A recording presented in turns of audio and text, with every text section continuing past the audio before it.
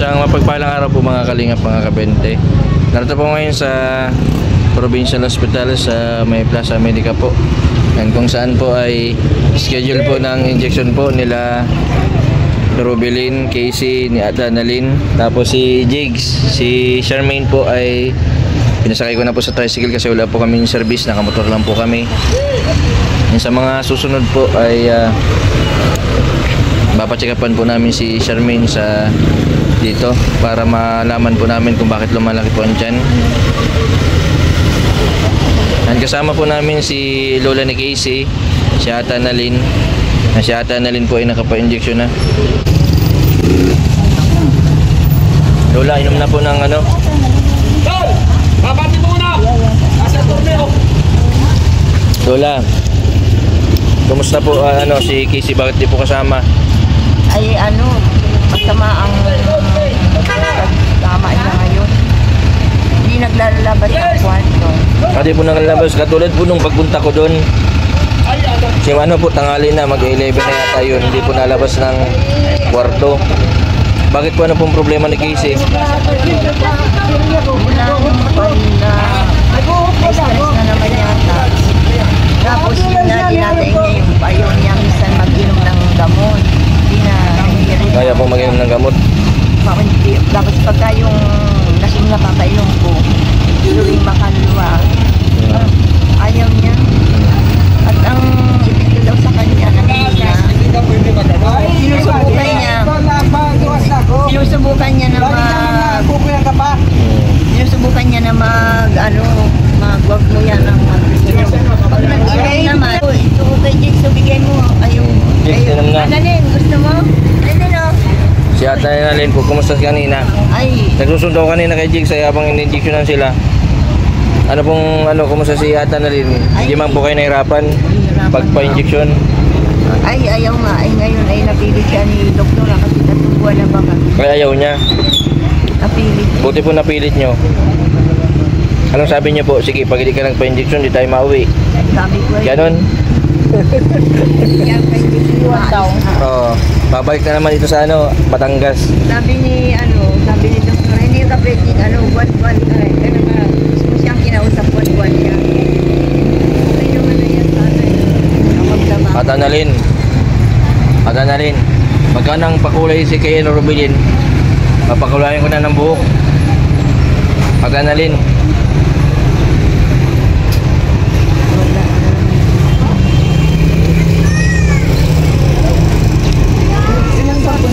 Ha? Magkano pag nagpakulay ito? Papakulayan mo buhok.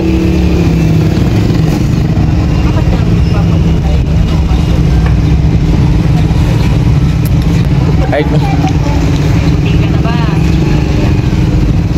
kulay anong kulay nga, Rubilin? Sabi mo kanina, kanyan kay yata Annalyn na buhok? Blondie. Magiging ka ng Japayuki. Pera si Rubilin.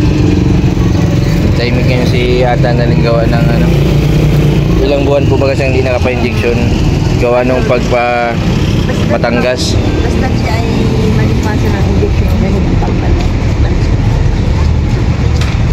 Sakit na yung pagkaan. Sabi ko, ay hindi kayo magsisipag wala lang. Tato 7 na yan.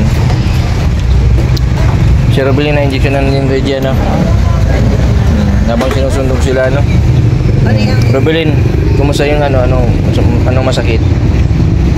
Wala man, okay ka lang. Mas okay ang may injection kaysa doon dati wala. Pag hindi ka nakakainom ng gamot, nabalik agad sa dati Pero ngayon kahit malipasan ka ng pag-inom ng gamot, kaya man.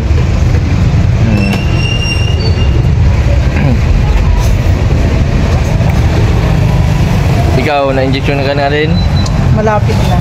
Yung boyfriend mauwi. Ibang injection po yun. Kasi yung boyfriend ni Reggie pa ay mauwi ngayong March. Masundo galing sa Saudi. Joke lang. Nakita ko si Rubilin, Bakit anong naisip mong injection? Yun.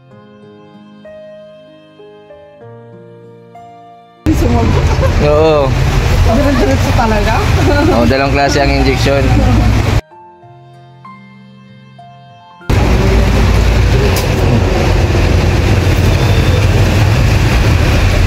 Tayo ka na at nababasa ka dyan. Timing ko si, si... Ano din? Oo, hindi nga yan. Anong palang nangyari pumunta ka doon, hindi kanila kinausap? Kinausap po ako ni Ate Annalyn. Inanuman po ako niya, pero nahalata ko na po na tahimik po siya, parang may nagbalik na naman sa dati. Pag natitigil po ng pag-injection, ganyan po talaga siya. Natulala po Kaya baga. sabi ko, huwag kung nakaramdam na masama ang kahit mag-isa pa, paano na kung wala na nga. Magpunta na siya sa pa-injection na po, Kaalam naman na niya yung pagpunta niya. Ay, nung nag-ikot ako, wala ko po nahanap ako na naroon sa nag-ikot ako hanggang... Wala. Maganda yan kahit na magpunta sa malayo yan, kaya pwede mag-injection na lang ng sarili. Madala na ng pa-injection. Pwede, basta may authorization ni Dr. Naman po, mapunta sa Batangas. Tapos pang isang 6 na buwan, hindi pwede. Hindi kasi kung Kailangan ng check-up. Kung hindi yan, kailangan talaga niya magpa-check up siya. Tsaka yan, kung tutuusin, hindi siya talaga magpupusa sila. Kung hindi, wow. nasanay na sila na iginagay ko, hindi na check. Pag hindi mo siya sinabi magpa-injection, mag-take ng gamot. Oo. Hindi. Ayaw nila kasi masama daw ang epekto sa kanila ng gamot. Lambot na hindi na lang. Yun ang epekto sa kanila ng gamot. Kaya ayaw nila. Si Casey. Si Casey ay malalim na naman. Buti na lang po. Pumayag po yung doktor na dali na lang po yung pa-injection pa-injection yung ampule. Tapos may syringe na kasama. Sino po ang ma-injection doon sa lugar po ninyo? May kakilala ka po doon, nurse? Tama, kasi halos 2 oras po baga ang biyahe po Pag sa jeep, minsan na 3. Hindi kasi payag na siya, kaya lamang yung oras na yun. Imagine kung hindi... Yung magising ka ng madaling araw, hindi kaya kasi nagiinom ng Clozapine. Alas 6 dapat kami ay nasa biyahe lang. Mabuti kung may service. Hindi man yan pwedeng dalawa itlagay mo sa huli. Kaya. Tama. Hindi mo makausap natin. Hindi na. Ate Annalyn, gutom ka na? Makain na tayo? Doon tayo sa chicken. Mandaling magpataba daw, mahirap magpaliit. Ako Ate Annalyn, maliit pa? Ate Annalyn, tinan mo. Lalaki na yun. Malaki na ng tiyan ko. Daya. Nag-TV man lang nagpaalam. Nakita ko lang doon sa Facebook. Lola, di pa ako naganda ng birthday. Nakita ko lang naman doon na sabi natin, hindi ka man nagsabi. Lola, wala man. Ay, hindi bali. Kung siya nagpunta doon, May manok sana. Lola, yung manok. Nag-iitlog. Yung manok po na binigay nyo sa akin, inanda ko pa yun sa birthday ko. Oo, nakaabot. Oo. Nag-iitlog na Kasi nagtitipid ako wala akong panganda. Oo, nagpunta ka, dinadaluhan. Salamat kay kay Ma'am Minda Silmac, binigyan ako ng pa-birthday. Yung maliit mong manok, mag-iitlog na daw. Sabi mo ba yung maliit na Chinese chili? Tama yun. Maitlog natin. Ikaw, Robin, gutom ka na? Tara na.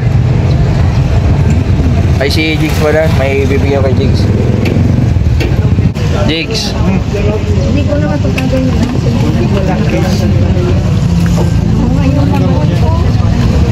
Gamot mo ito sa gabi. Bigay mo kay mama mo. Ito. Pang lang ito, vitamins. Yan yung sa gabi. I-message ko na lang si pinsan mo. I-message ko na lang para makita niya yung gamot kung anong pag-inom. Ano siya, kapalit ng Clozapine. Tapos ito sa umaga. Sa umaga yan. Alam mo yung Si Robelin, ano ko din mamaya ng ganyan. Effective ba ito? Oo, effective yan. Mas lalo kang gagaling yan. Tama kampaan. Yan po mga kabente, mga kalingap. Para bilin. Ito man sa'yo. Wala ba ba yung bakit na? Kaya pala Tapos ito pa.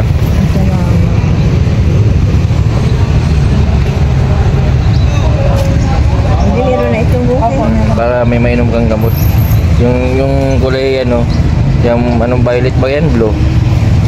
Sa umaga, tapos yung kulay ano sa gabi. Si Reggie, turok lang, okay na dyan.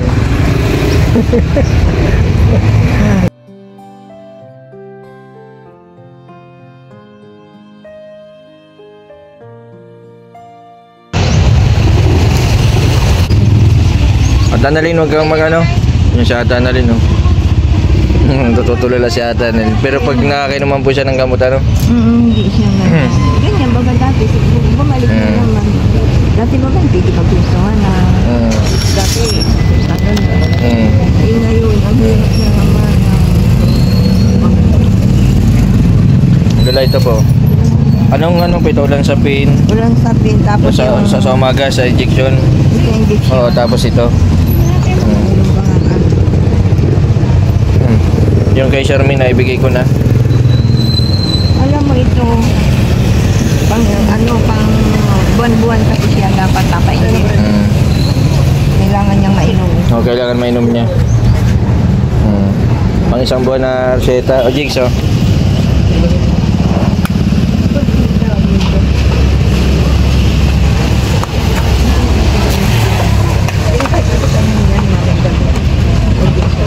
So, baka mahulog ako na lang. Tatago ko muna. Ako na mabigay kay mama mo. Yan po mga kabente, mga kalingap. Nandito pa kami nila Jigs sa kainan dito sa Paris Point. Si Lola, oh. Lola, ano pong gusto nyo? Ano po? Kahit na ano. Si Ate Annalyn, oh. Ate Annalyn, ayos ka lang? Ha? Okay lang po. Okay lang. Magaling ka na at na-injectionan ka na. Baka sunod na araw pa, no? Pares po. Tutulala si Ate Annalyn.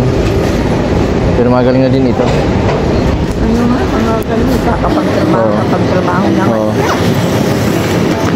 Hindi talaga. Lola, dyan mo na po ito pang ano po ninyo. Salamat. Pang gastos po ninyo. Lola, pasensya na po kayo, ha. At bira baga po ako magpunta doon gawa ng marami po na limitado din yung ano, pang tulong po baga. Nagbaba po kasi yung views ko. Pero di na po ako nakawalan pag-asa na bumalik ulit yung views. Kailangan makabawi kasi para din sa mga tinutulungan po, ano. Kaya nga ay, alam ko nga, hindi ka na... Hindi man po ako nakakalimot. Basta... Alam mo, ano, nung mga aksidente ka, kaya sabi ko ba, huwag kang mapunta doon pagkaano, baka kasi ma-aksidente. Ano po kasi yun, ang first time ko po na mag-drive sa ganung lugar. Saka yung, ang side po kasi niya bakal. Ang tendency po nung nagtawid po yung pusa, nagpreno po ako, nag-slide. Gawa po ng madulas yung ano, saig na bakal. Si Jigs po, Lola, ano siya, nang okay man po yung findings ng doktor.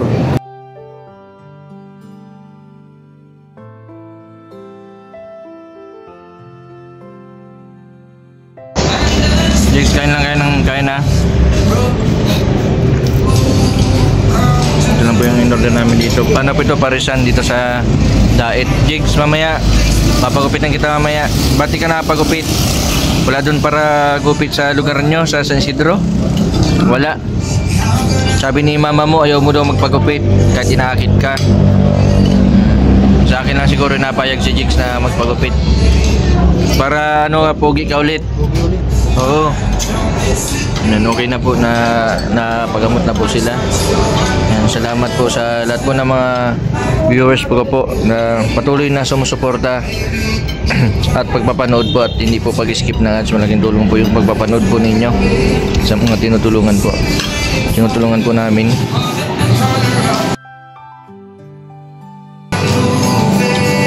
Rubilin, ayos ka lang? Hindi man masakit yung turok.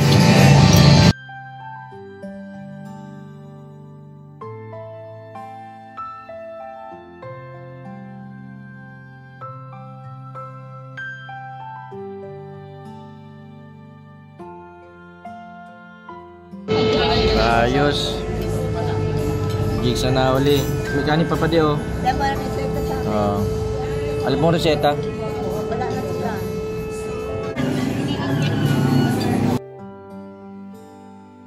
Mag-ingat po kayo sa biyahe po ah. Mapunta po ako ngayong week dun sa inyo para mabisita po ako kay Casey. Alamin ko po anong sitwasyon. Baka kailangan lang po si Jigs ang magpainom ng gamot. Kaya, Opo. Pag hindi po nakaya po ng injection, mapunta po kami dun pa injection ni Casey. Opo, sige po. Ang importante po injection. Yan po mga kalingap, maraming salamat po sa lahat po ng sumusuporta sa aking YouTube channel. Na-injection na po sila Charmaine, sila Jigs po, tapos si Annalyn, si Rubilin. Yan, maraming salamat sa mga nag-assist katulad ni Reggie.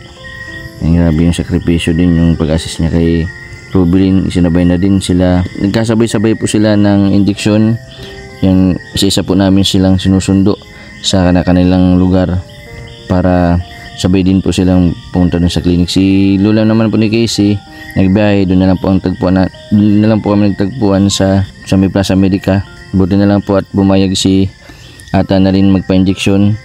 Subalit si Casey po ay hindi po pumayag na sumama sa kadahilanan po na nagkukulong po sa kwarto. Napakahirap po sa katulad po nila na may maintenance. Kapag hindi po nakainom ng gamot at hindi nakakain ng tama sa oras ay pwede pong bumalik sa dati. Yan po ay pang lifetime na pong gamutan. Kailangan po ng mahabang pasensya at pagtsatsaga.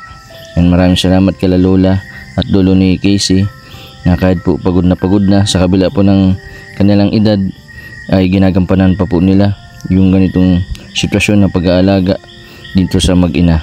Si Charmaine naman po ay nakakabahala po yung paglobo po ng kanyang katawan, yung paglaki po ng tiyan. Di po natin maiwasan na mag-isip po yung mga viewers, pati po yung mga kapitbahay po na bakit lumalaki yung tiyan. Ang buti na lang po nung nakaraan ay po namin pinapiti nung doktor, kaya naging negative po yung result. At sa mga susunod po ay kailangan daw po ng ultrasound para ma-check po kung ano po yung nasa loob po ng tiyan.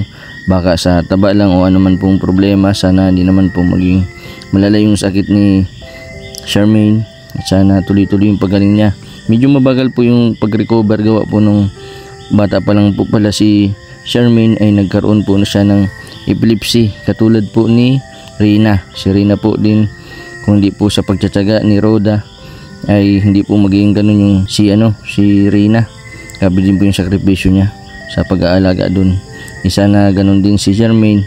Sana po ituloy-tuloy na po yung paggaling niya. Maraming salamat din sa lolo at tito ni Charmaine na walang sawang pag-aalaga. Kahit po may mga edad at may mga nararamdaman din na sakit ay hindi po nila sinusukuan si Charmaine. Maraming salamat po sa patuloy po ninyong suporta sa aking YouTube channel. Sa mga hindi po nag-skip ng ads, maraming salamat po.